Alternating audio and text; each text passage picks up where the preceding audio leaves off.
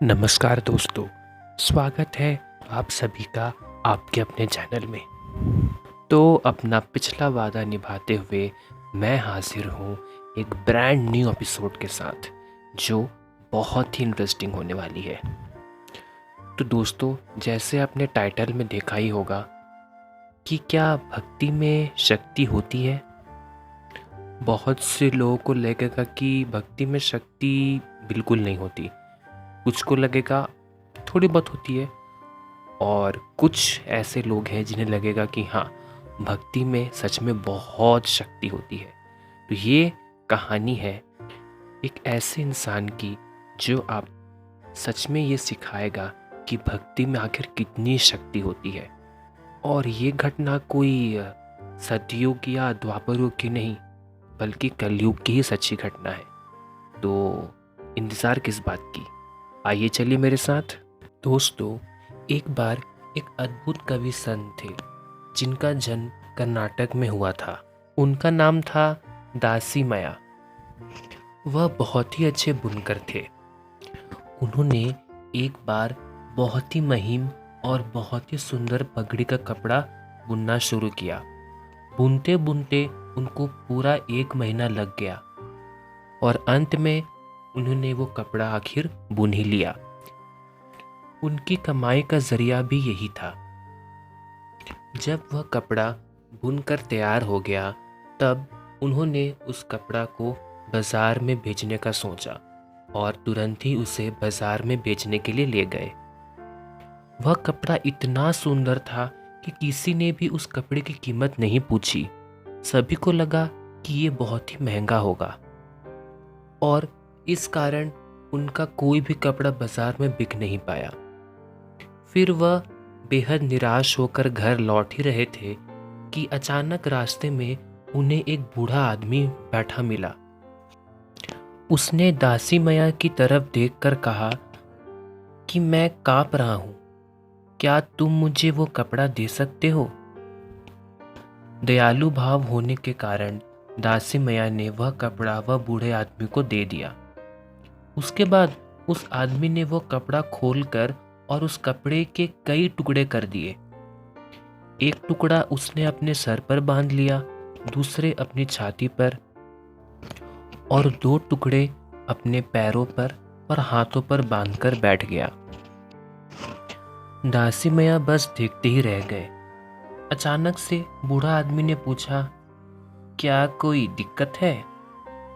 तो इस पर दासी मैया बोले,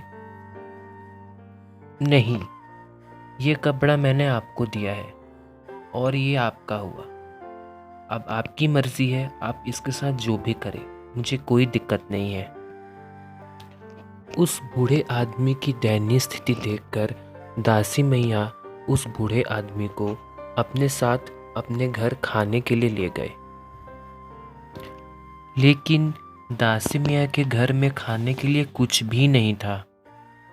अतिथि को देखकर उनकी पत्नी बोली, घर में इतना खाना भी नहीं कि आप खा सके और आप एक मेहमान साथ ले आए। दासी मैया फिर परेशान होकर कहा, चलो मेरा छोड़ो, घर में जो भी तिल फूल या कुछ भी अनाज है उससे बनाकर ले आओ।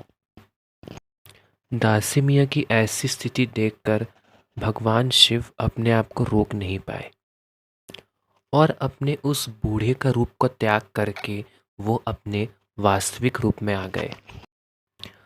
तब दासी मियाँ और उनकी पत्नी ये देखकर हैरान हो गए कि वह बूढ़ा जो अतिथि बनकर उनके घर आया था, वह और कोई नहीं बल्कि स्वयं महादेव अर्थात भगवान शिव थे।